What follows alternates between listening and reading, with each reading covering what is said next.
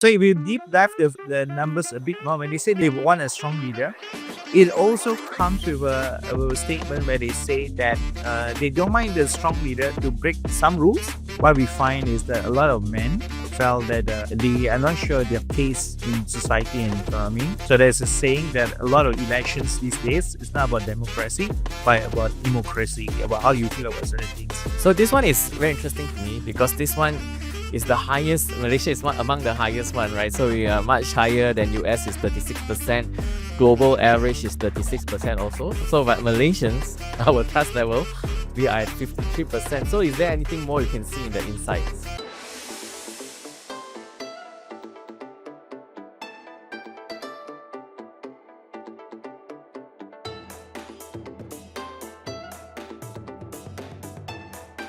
Hello, listeners. Today we are at Ipsos here today. So Ipsos is actually the global leader in market research and consulting.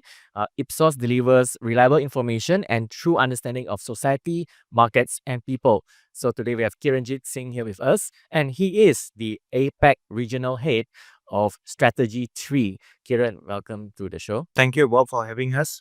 Yeah, so today we're going to talk about a lot of things, and maybe you can start off with telling us more about Ipsos. Sure. Ipsos is the worldwide leader in market and strategy consulting. We give a true understanding of society, people, and markets for enable all of us to make better decisions, right? So we have 20,000 employees across 90 markets.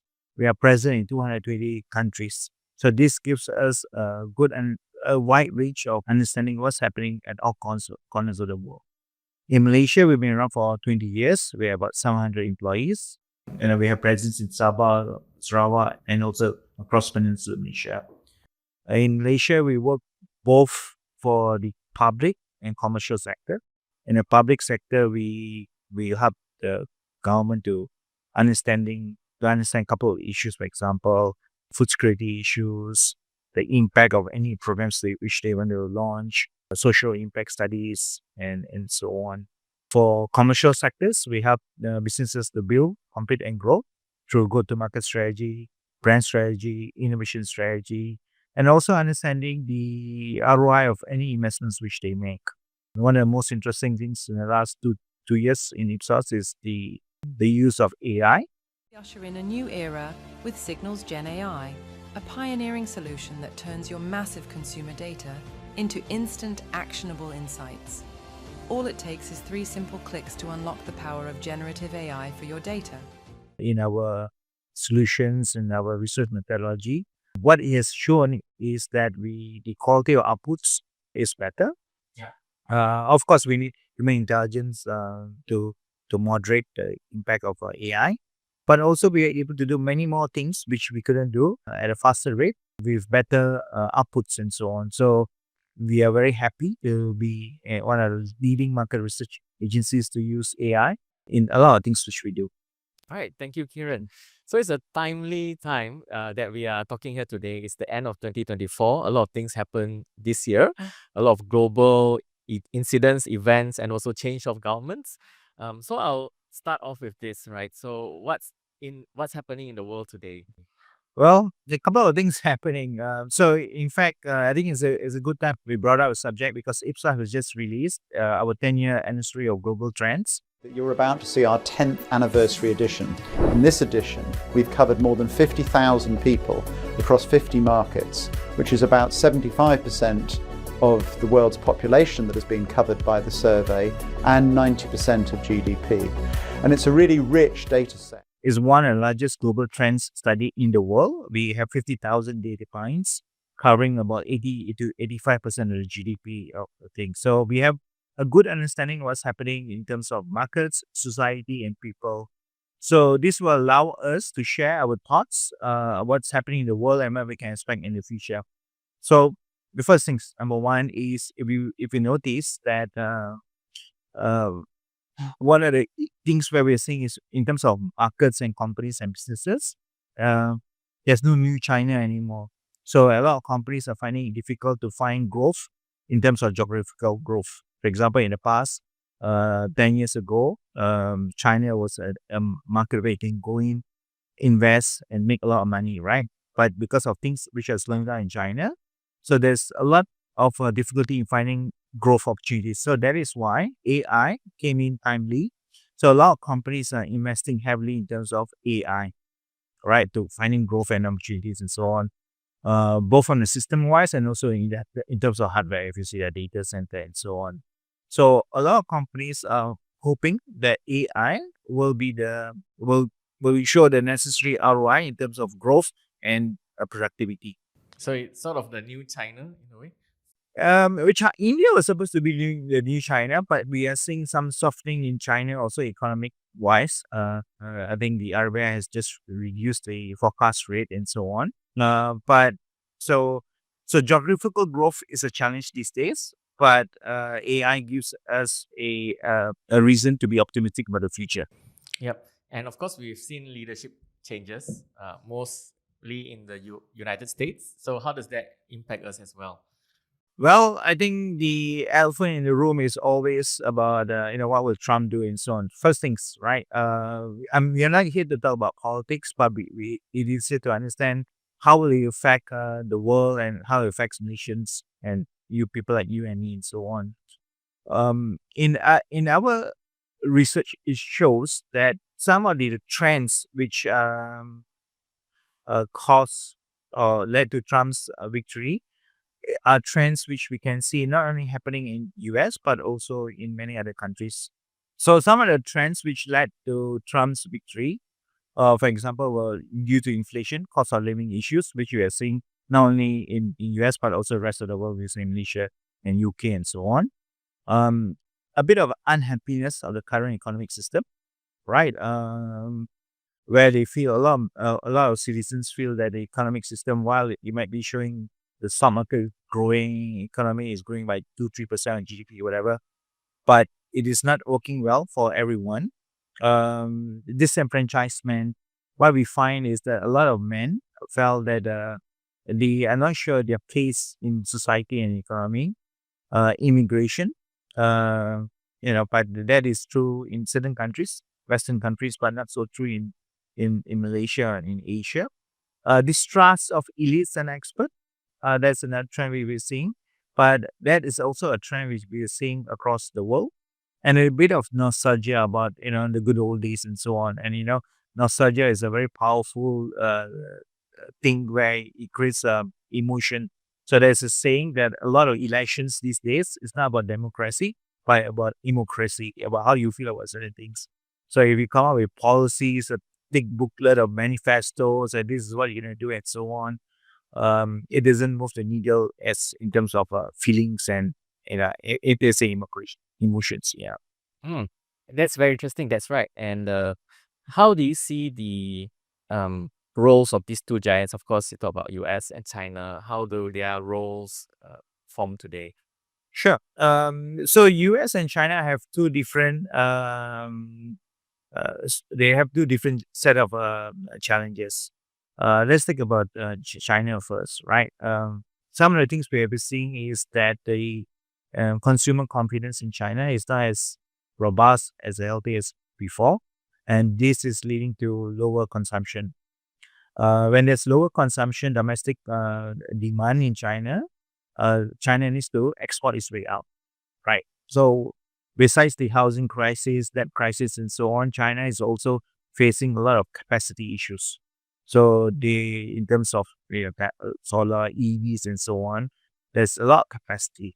And if nobody's buying in China, what would they do? They need to export their way out, right? So US is still one of the biggest market of purchase of US China products and so on. So they will need to export. Whereas in America, what we're seeing is that there is a bit of inflation, but it's going down. A bit of inequality. Not everybody is very rich.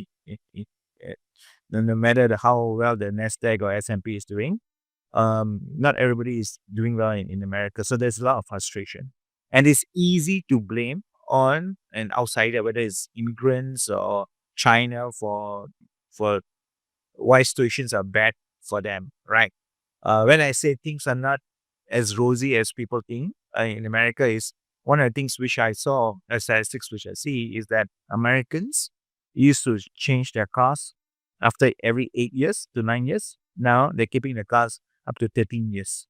And they're repairing less. They only repair when it's necessary. So there's a bit of inequality, rising inequality in America and so on. But nevertheless, trade will still continue. There'll still be trade, right? You can't get away from trade. Even with tariffs, I think China will find a way in terms of penetrating the US market because they have a lot of capacity and they need to expand their way out. Mhm. And these two countries, of course, shape the global alliances as well. Malaysia, we just joined, as well, BRICS as well. So how does this shape the global scene? Okay, so I don't think BRICS will play an immediate role in terms of economically for Malaysia. Malaysia's fortune and future relies very heavily on what's happening in China and US. Why? Uh, America's GDP is about 27% of the world's GDP, right? Their stock market, the equity market, represents about 70% of the total equity market in the global world.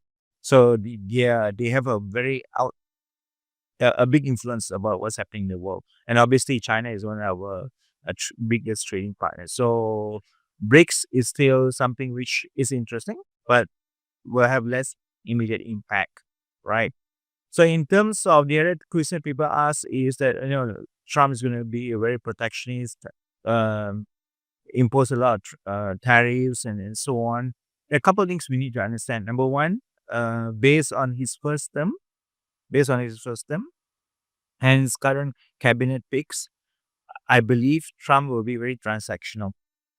Okay, there will be not so much about strategy or all strategy is more about transactional, whether I win or you lose or something like that. So what are indicators they will look at is trade deficit, right? So luckily Malaysia is now in the top 10 countries where there's a lot of trade deficit in America, but countries like China, Mexico, even Vietnam will probably be affected by the tariffs more than Malaysia will. Yep. And of course, we are going to talk about the insights in Malaysia. So when you look into Malaysia, what made Ipsos decide to look into how it affects Malaysia? So when we look into Malaysia, there are two things. We look at economically, right? I think tariffs. I mentioned a bit about tariff. Everybody talks about tariffs, right? I think the bigger problem is subsidies. Okay, so you say "Made in America," "Make America Great Again," and so on. It is not only limited to US. Even Canada has a policy of "Made in Canada." India also has a "Made in India" policy, right? Many countries having a "Made in their home market" thing, right? So what is happening is um, globally we see tariffs are actually manageable, right? There's still a lot of free trade agreements being signed and so on. But what is more worrying is when they have this made in domestic country, like made in America, made in wherever, they give a lot of subsidies, right? They give a lot of subsidies. And if one country provides subsidies, especially if you say America gives subsidies for their Inflation Reduction Act and so on, it will be very difficult for an emerging country, for example, like Malaysia, to match the subsidies level, right? Because we don't have enough deep pockets and so on. So tariffs is one thing, but I think the subsidies is something which we need to look at. That's one thing, right? That's on economically and so on. But remember we discussed about trends just now. Why did Trump win, for example, right? Disenfranchisement, economy is not doing well, distrust of elites, and then so on. So the global trends show us that some of these sentiments or these trends are also present in Malaysia. Okay, for example, when we ask the question, do you believe that the economy is rigged towards the advantage, the rich and powerful? Right. 65% of nations agree that the economy is rigged towards the rich and powerful. Yeah. It's not working. It's not a fair system, right? So that's interesting, right? Then, do you think that traditional parties and politicians care about us? Right. 62% don't agree that the politicians and care for us. Okay. Yeah. So that is why what we are seeing is traditional institutions are losing trust, but people are beginning to respect more in terms of individuals, right? For example, you're a podcaster. So this the recent election in US was very heavily influenced by the likes of Joe Rogan and other podcasters and so on, because they don't believe in institutions or political parties that much, but they believe individuals who they talk, listen to, and understand what he's saying and so on. So there is a saying that people didn't vote the Republican Party, people voted Trump. Yes. You know what I mean? So as an individual, so that is something which I think nations are also need to think about. The other thing is, one of the things which they compare Trump and Biden, they feel Trump was a stronger leader, whether he's, whether his policies make sense or not, but at least he has conviction behind his statements and so on. So the same thing, 76% of nations agree that Malaysia needs a strong leader to take back from the rich and powerful.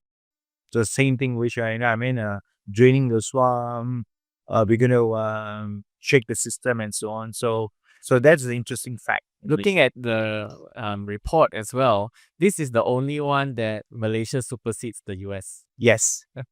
Yes, because I think in for too long, I think a lot of nations feel that status quo has not given them the necessary change which they had hoped for. Right. Yeah. So 36% of them agree with a strong. Yes, strong leader. Yeah. And the US was like 66. So we believe in a strong leader much more.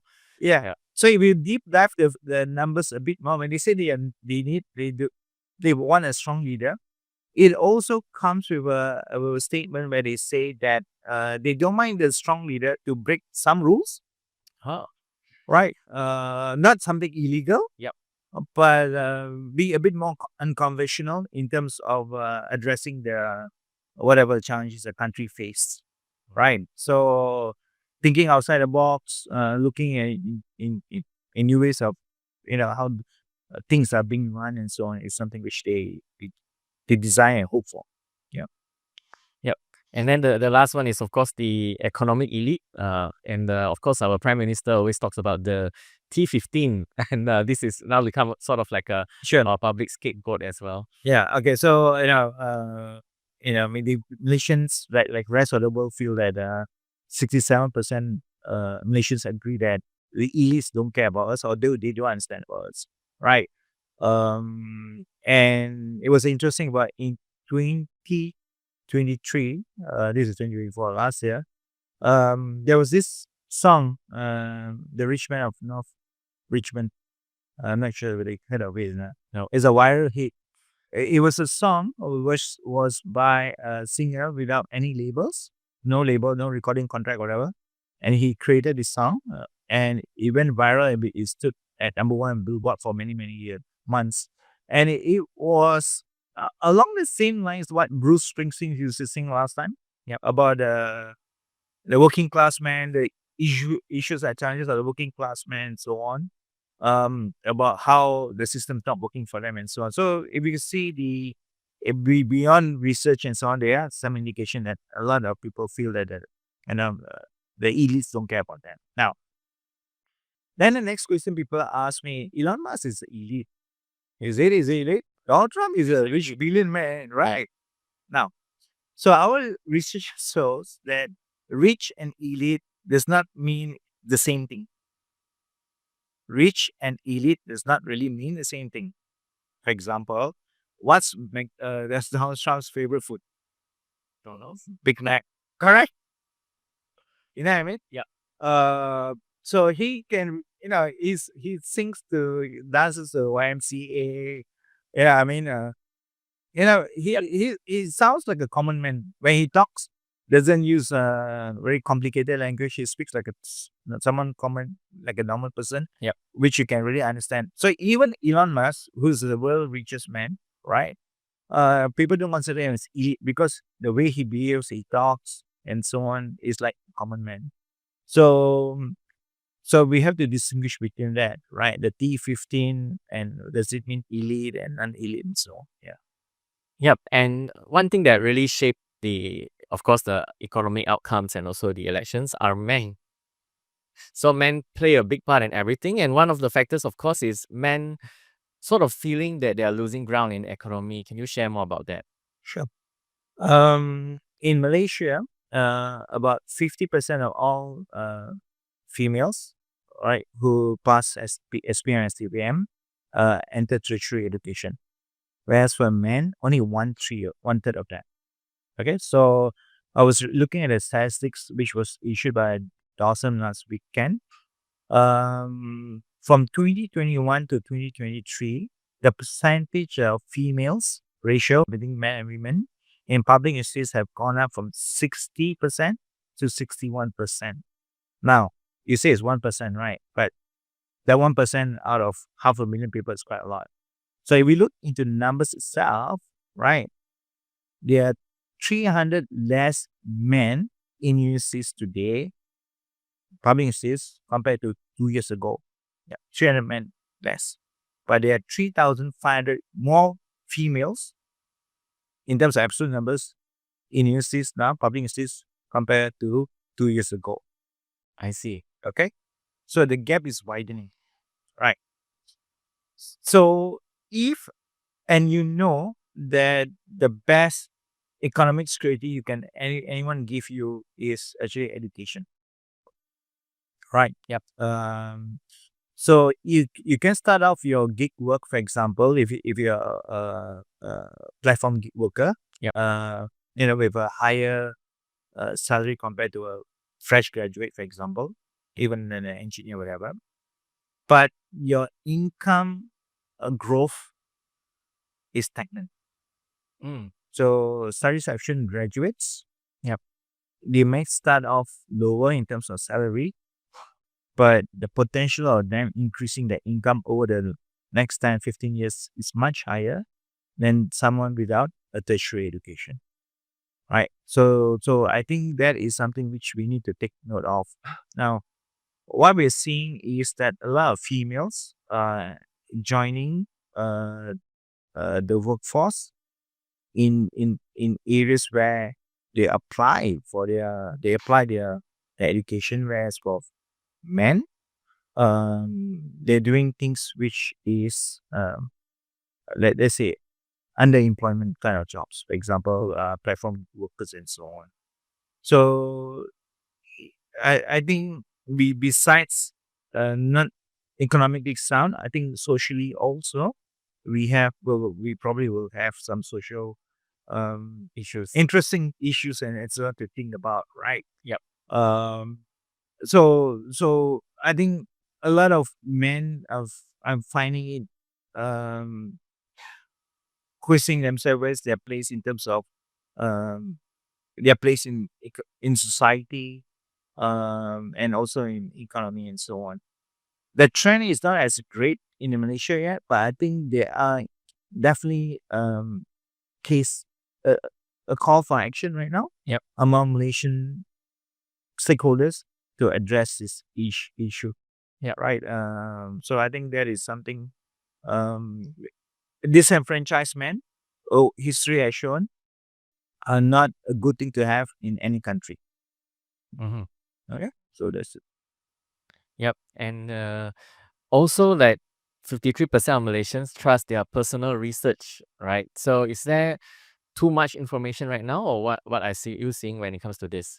Yeah. Okay. So there are many reasons for that. For example, when somebody says the economy is doing well, inflation is low, people say, "Hey, I don't think the economy is doing that well. Inflation is definitely more than 2 or 3%. I know because my chicken rice or my mee goreng price has gone up quite a bit more than, you know what I mean? Yep. So when there's a disconnect about statistical numbers, which may or may not be correct, right? But how people feel. So it's a feel economy, right? Yep. Isn't it? Like I said, a lot of elections nowadays are not based on manifesto, whatever, but about how they feel about something, right? But if they don't feel the numbers, then they distrust the numbers, right? Yeah. If they don't feel the numbers, they distrust numbers. But you need to understand also these numbers are not necessarily untrue or factual, but they are aggregate numbers. There's an aggregate number. So, for example, if someone goes into the forest, cuts all the trees or whatever, and makes toilet paper out of the trees, the GDP go up. You know what I mean? The GDP will go up. But Yeah. is that really, it's not really, say, a good indicator of the well-being of a particular nation. Yes. Correct?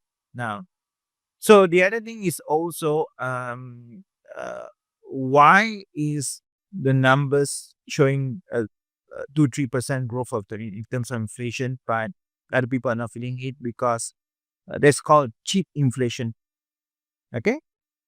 So, for example, if you're buying condensed milk, which used to be $3, Yep. and now it's $4. Oh.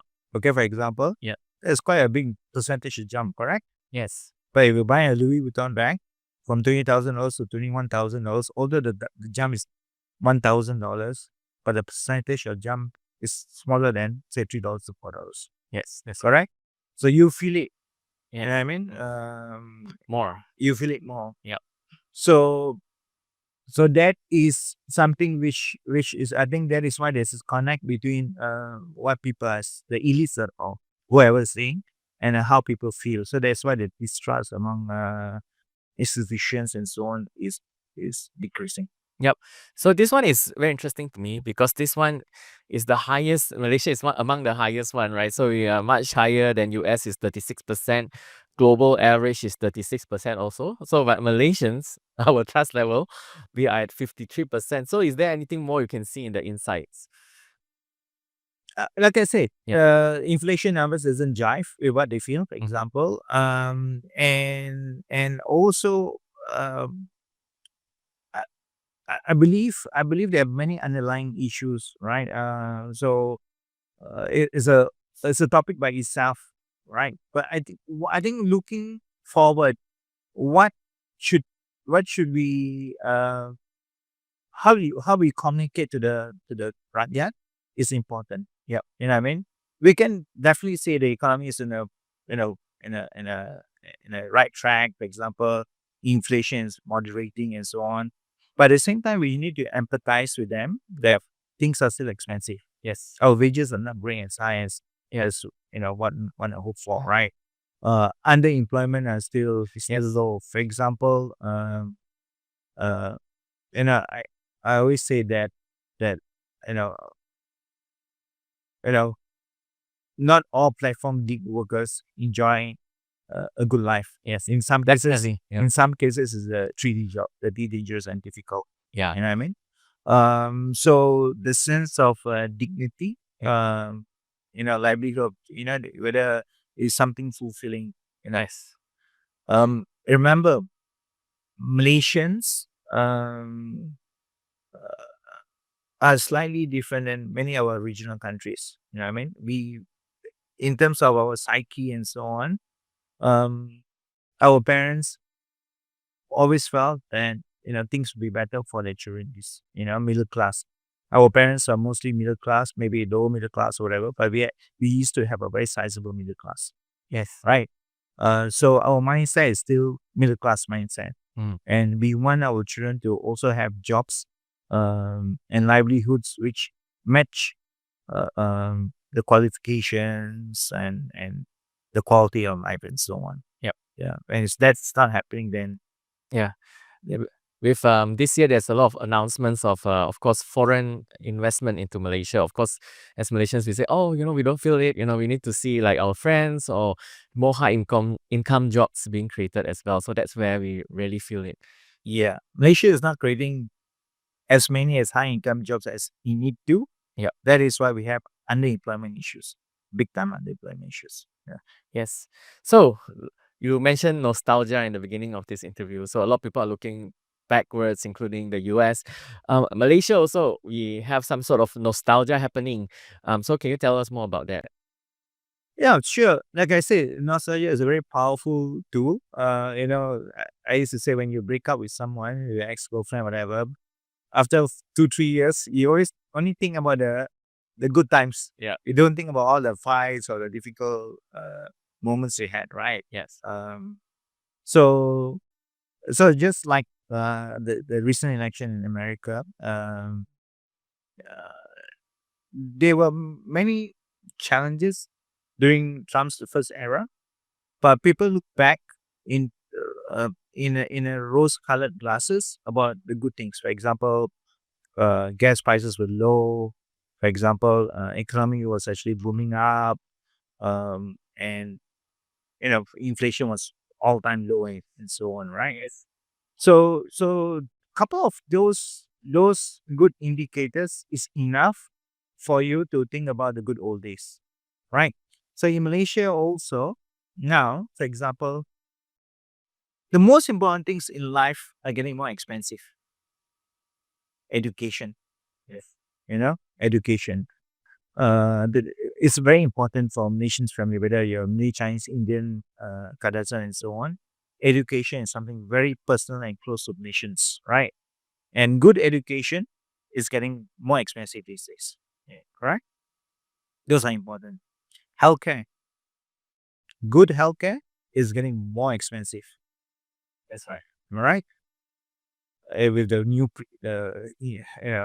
health inflation going up, I think it's going to be a bigger problem, right? Food. Good food is getting more expensive. If you want to eat cheap food, 9 cents burger, whatever is good, but you don't even know what's in a patty, whatever. But if you want good, healthy food, it's getting more expensive. That is why in Malaysia, there is a lot of undernourishment, malnutrition among a lot of kids, whether it's Putrajaya or in KL, because they're obese. Some of the kids there are obese or unhealthy, but they're malnourished, right? Because good food is expensive, right? So the things which are important, which are close and dear to you, are getting more expensive. So that is why, and it was never. I wouldn't say it was never the case in the past, but at least there was a, a a feeling, or at least there was discussions where things were easier and less hectic. Right now people are working 2 jobs. Husband and wife are working in so, but still finding it difficult. Yes. Yes. And as we feel this as well, you in this report, there's this thing about the cycles that Malaysia is in, right? So from our independence now. So can you tell us more about that? Sure. I feel that the next election will be I wouldn't say a reckoning moment, but a moment where where we need to think about what Malaysia is really is. Yeah. Right. Um, because if you look at different models like in US and so on, where you have federal and state, right? So there were 3 or 4 phases, right? Number one is the formation of the federal government. Then the next is the relationship between the federal and state government. Next is the relationship between the federal government or the government and businesses. Yeah. Right. So Malaysia is in the phase now. Malaysia Inc., for example, and you know what I mean, having a lot of technocrats being some part of the government or policy making decisions and so on. So what we're seeing now is Malaysians, right? Our Malaysian government, we are business friendly, Yes. okay? But I would say that it is important we don't be business friendly, but we become market friendly. Definitely. Okay, because business friendly means, if you're taking a pessimistic point of view, is you are helping big businesses to thrive, right? But you need to make market friendly so that everybody will have the same level of opportunity and so on, right? Yep. So the next phase in the next election, maybe 2027 or so, will be to understand that what is the role of the federal government or the government and so on. I'm sure you heard of Vivek and Elon hitting the Dodge, Yeah. the Dodge agency, right? Yes. Efficiency agency, right? Surprisingly, it it is something Compared which to a lot global of average. Americans Yeah. welcome. A lot of Americans welcome the formation of these agencies because they feel that they're paying a lot of taxes. They're playing their fair share, but the ROI they're getting back from all these tax and so on is not is this does not meet the requirements and so on. So that it's not so much about laying off workers in the federal government. It's not about cutting spending and so on, but it's more about relooking into exactly what do these people do and how does it benefit the common man. So I think that is something which Malaysians will also look for, Mhm. right? What is the role of this federal and state government and so on? For example, our GDP contribution, public spending, our government spending, our federal government spending is about 26-27%. But if we include all the GLCs, GIC, and so on, I would reckon it will be about 40-45%. Yeah. Okay. So the government has a lot of influence about who wins or loses in Malaysia, Yes. business wise, right? So I think relooking into the role Yeah. of what they're supposed to do, not supposed to do, and so on, will be something which will be debated in the coming years. That's great. So to last question before we wrap up. So a lot of my audience are on LinkedIn. So a lot of our listeners and our audience are on LinkedIn. So what can professionals and also business owners take away from this report? Well, you cannot predict the future. Yep. Right, but you can be prepared. Yes. So the whole idea about us releasing global trends or sharing our insights is not to say that this is what's going to happen or this is what's not going to happen, but for us to share all the necessary information which we have. Right, it is as a study which you can download from the website. Yep. Free I'll of include charge. the links as well. Yes. But it allows you to understand globally what's happening, not in Malaysia, but also, globally. It is important to look at two things. Whenever I look at trends, there are two things I look at. Not what's happening today, but how it has been going on in the last few years. For example, is it a trend which is just an impulse trend, or a point which is just impulse, or there is some trend behind it, right? Yes. Number two is what does this number mean relatively to others? Am I right? Yes. Compared to global average, compared to ASEAN countries and so on. So by looking into where we stand compared to others, it gives you a better perspective what the numbers actually mean. Yes. So again, it's not about predicting the future, it's about us being prepared for the future. Yep. Thank you, Kieran. So quoting the report as well, it's not about being right. It's about being prepared. Thank you, Ipsos Malaysia as well for having us. So thank you so much. Thank you.